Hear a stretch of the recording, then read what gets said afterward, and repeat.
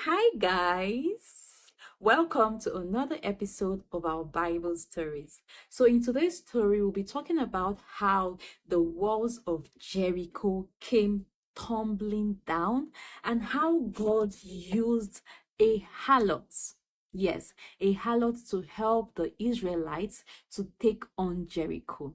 Yes, so let's get into the story. Yeah, so after the death of Moses, who was God's servant and was meant to take the children of Israel into their promised land. After he died, God spoke to Joshua, who was the son of one of Moses' ministers. So God spoke to him and told him that he should arise and go and take on Jordan and all the land which he had promised to their fathers. And he told him that for every land that the sole of his feet shall step upon, that he has already given it unto him. What he meant was that he has already conquered.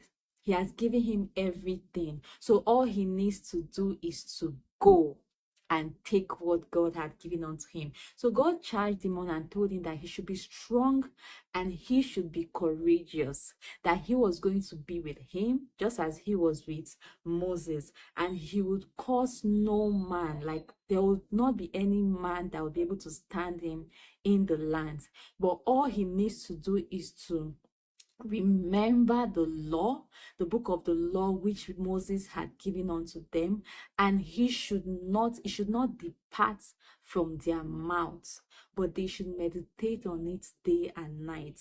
So this law was like a map, like it was something that they were to follow for them to enter into God's promises for them. So after God had spoken to Joshua about all that he was going to do through him, Joshua went on to charge the officers, that's the soldiers, and he told them that they should prepare themselves because in 3 days they were going to pass through Jordan and take on Jericho. So he spoke to them, and after charging them and gingering them, the soldiers they responded to him and told him that they were going to follow him. Wherever he goes, they would follow him. And just as they listened to Moses, they were going to listen to him. And any man that would stand up against him, that they would kill that person. Yes.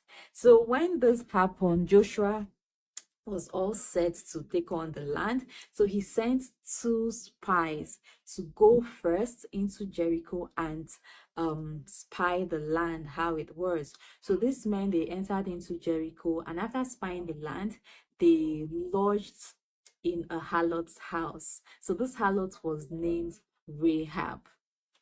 While they were there, news got out to the king of Jericho saying that two spies from Israel had come into Jericho to spy the land. So the king sent for Rahab to ask her to bring out those men. So when Rahab got to the king and he asked her to bring out the men that were in her house, she told the king that yes, that two spies came from Israel into her house to lodge, but that she just recently saw them leaving through the gates of Jericho. That if he can send his soldiers immediately, that they will catch on with these men. So the king immediately sent his soldiers to run after these spies, not knowing that this woman was lying. She was lying about the spies leaving Jericho, but she had hidden them on top of her roof and covered them so no one would see them. So after the king discharged her, she went back to her house and she went to the top of her roof and called these men, that is the spies, and she told them that she knows that the God of Israel is the Almighty God. And she knows that their God is the ruler of the heavens and the earth. And she heard about how he destroyed the two kings of the Amorites and how he parted the Red Sea for them and how he helped them to get out of Egypt, and all the wondrous things he has done for them. That was why she hid them, because she also knows that God, their God, would help them to take on Jericho.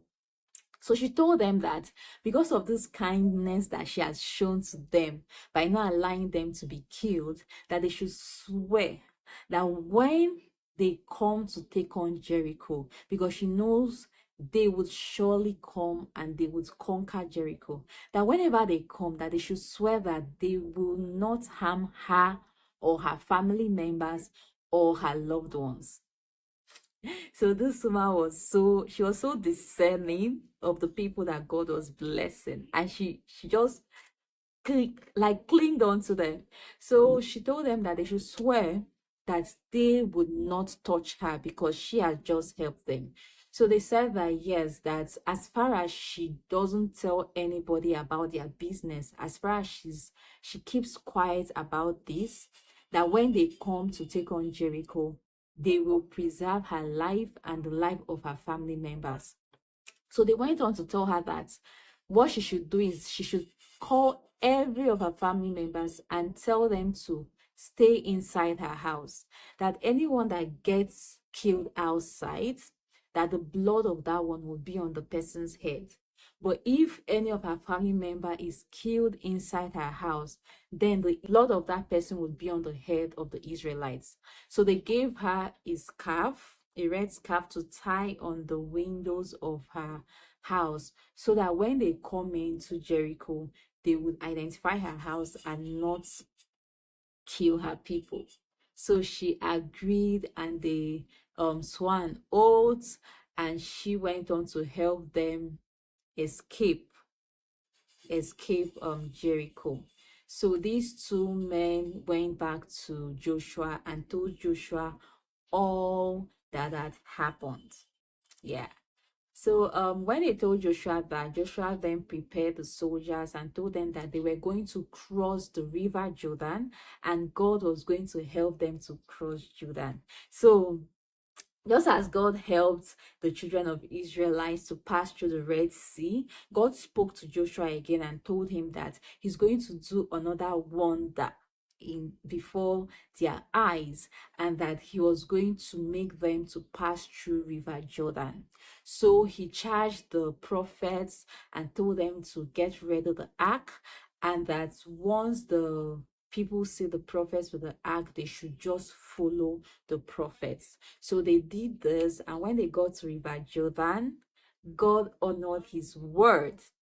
When the prophets stepped their foot on the river parted ways, and these soldiers were able to walk through Jordan. Yes. So when they walked through it, God spoke to Joshua again and told him that they should pick, each tribe of Israel should take a stone, and they should build a monument which was going to be a sign to their coming generations, to show that God had helped them to pass through this Jordan. So they did just that, and God spoke to them again to reestablish the covenant, which was circumcision, because this generation of Israelites were not circumcised. The only circumcised ones were already dead. That's the generation of Moses. They were dead. So God spoke to Joshua that they should circumcise themselves to reestablish his covenant with them.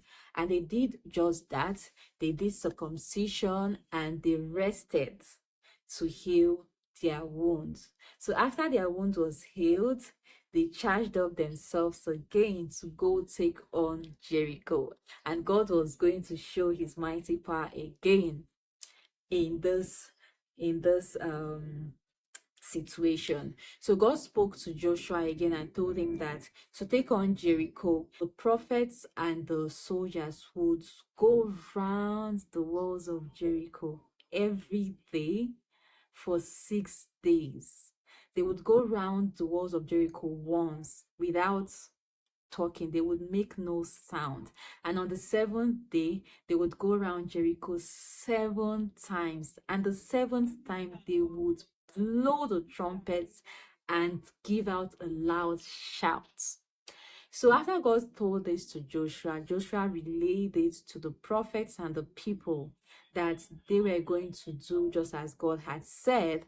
And for 6 days, they would wake up in the morning, go around the walls of Jericho without saying anything.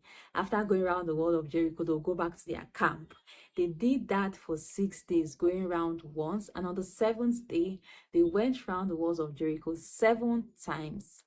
The seventh time, the prophets blew the trumpets, and Joshua commanded the soldiers to shout out loud. And immediately they shouted, the walls of Jericho came tumbling down. Like it fell to the ground. So when it fell to the ground, the soldiers went into Jericho and they started killing everybody, taking, like, destroying things. They conquered the city of Jericho, and Joshua instructed them that they should destroy everything, but only save Rahab, the harlot that helped the spies escape. That no harm should come unto her or her family, but they should save her and her family, and they should destroy every other thing except for the gold and the silver in the land, which was supposed to be for God's temple. So this was how God helped the children of Israelites to take on Jericho, and how the harlots Rahab was able to save her life and the life of her family members and all her loved ones. So she was the only one that was saved in Jericho. And this story just shows how that just by discerning people that God was blessing, this woman was able to share in their blessing. My pastor, Apostle Aaron, would say that you don't have to be the main character. You don't have to be Moses. You don't have to be Abraham. But if you can discern a person that God is blessing and you're able to connect with them, you would surely share in the blessing. And this was what Rahab did. She was able to discern that the God of these people is the true God. And if I'm able to help them, if I'm able to help the people that God was on their side, then I would be on God's side. And by doing this, her life was preserved, the life of her family members were preserved, because one of them, which is Rahab, could discern a people that God was blessing. So I hope this story is able to bless your life and you're able to press in for the spirit of discernment. Press in for the spirit of discerning what God is doing with a people, what God is doing at a time, and who God is using. So even if you're not the person, but you can also connect to the person. So you would connect to the will of God by connecting to people that God is using. So yes, thank you once again for watching this video. I hope it's a blessing, and don't forget to like, subscribe, and turn up your notification button so you know when new videos pop up. Bye.